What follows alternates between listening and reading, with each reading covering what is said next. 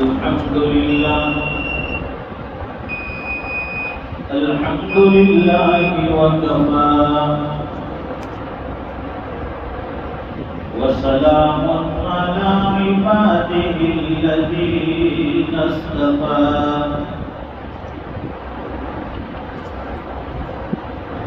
खुसूसन अला अफ़ज़लिहिम व ख़ातमिन नबिय्यीन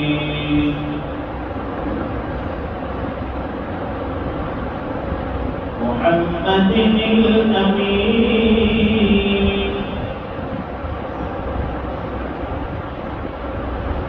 व अला आलिहि व सहबिहि अजमईन।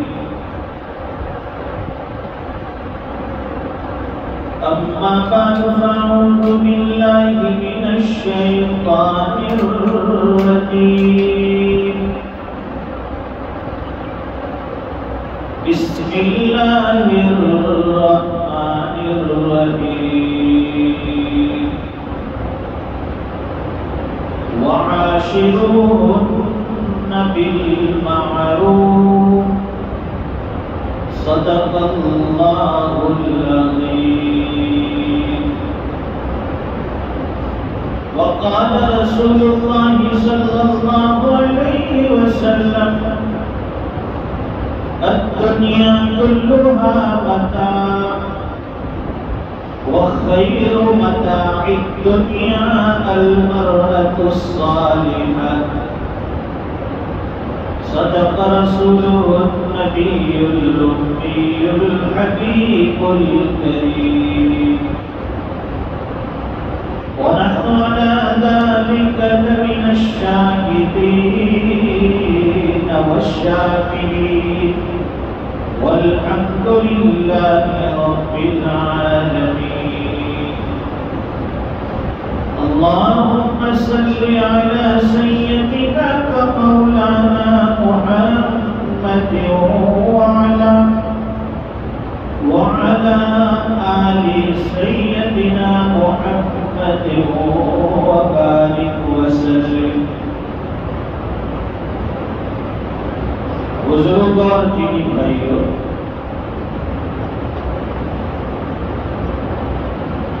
इंसान अपनी मर्जी से न दुनिया में आया है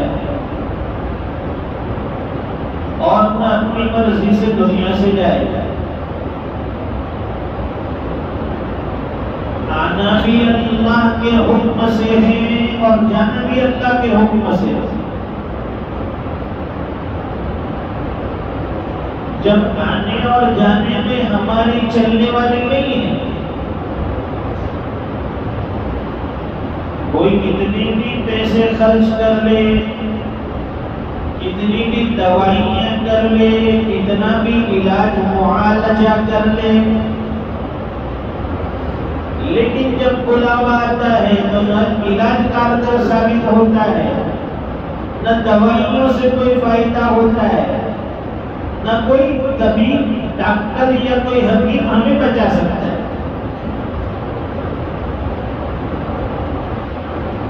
हम अपनी मर्जी से दुनिया से नहीं जा सकते। लोग कहते हैं कि फलां ने जानते ही खुदकुशी कर लिया, सुसाइड कर लिया। अल्लाह ने उसके मुकद्दर में ये चीज नहीं की। मौत के फरिश्ते को हुक्म मिलता है, वो आके रूह कब्ज कर लेता है।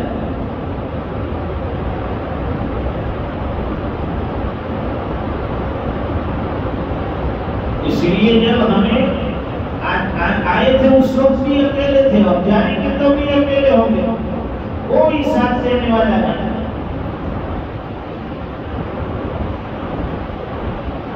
जाना अकेले, लोग कब्र के घड़े में सुला देंगे, चले जाएंगे, मिट्टी डाल देंगे,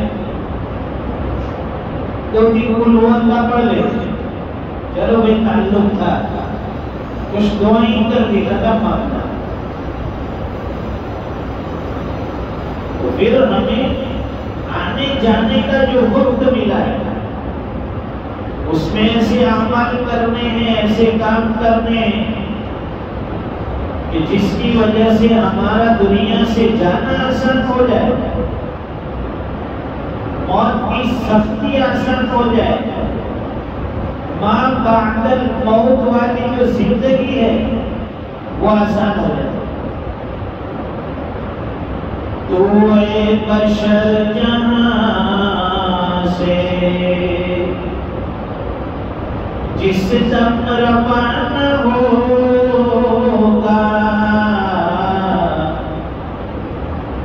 कोई न साथ देगा और तू अकेला होगा।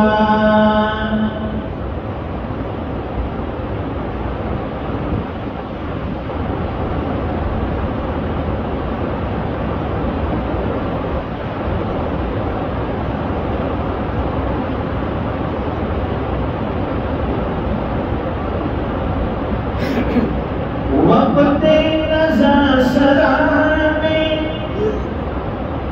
आएंगे सब प्यारे और सूरत को देख तेरी रोएंगे गम के मारे। मौत होगी, आएगी, सब सामने पड़ेगा। सांस चल रही है, रूह निकलने की तैयारी है, निकलती नहीं है तो लोग कहेंगे कि भाई कलमे की तलकीन करो, सूरह यासीन पढ़ो। सूरह यासीन से मौत की सख्ती आसान हो जाती है। यासीन जब पढ़ेंगे तो नीम जान होगा, तू है बशर जहां से जिस दम रवाना होगा, कोई न साथ देगा और तू अकेला होगा।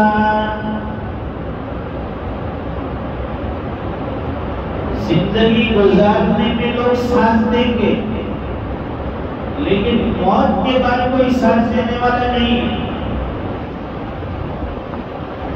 बीवी वफादार होगी, बीवी आपकी, वो आपको मरने तक साथ देगी। आपकी औलाद वफादार खिदमत गुजार होगी, वो आपको कब्र के घड़े तक उतारने के लिए आएगी। भाइयों से कितना भी ताल्लुक हो, वो दफन करके मिट्टी डाल के चले जाएंगे। तो फिर हमें अपनी जिंदगी मां बादल मौत के बाद वाली जिंदगी अपने आप बनानी है। कुछ ऐसे काम कर जाए, कोई ऐसी मिसाल छोड़ जाए, कोई ऐसी यादगार रखकर चला जाए कि लोग साल साल तक उससे इस्तेफादा कर सकें। तो नबी करीम सल्लल्लाहु अलैहि वसल्लम ने जिंदगी गुजारने का तरीका बताया।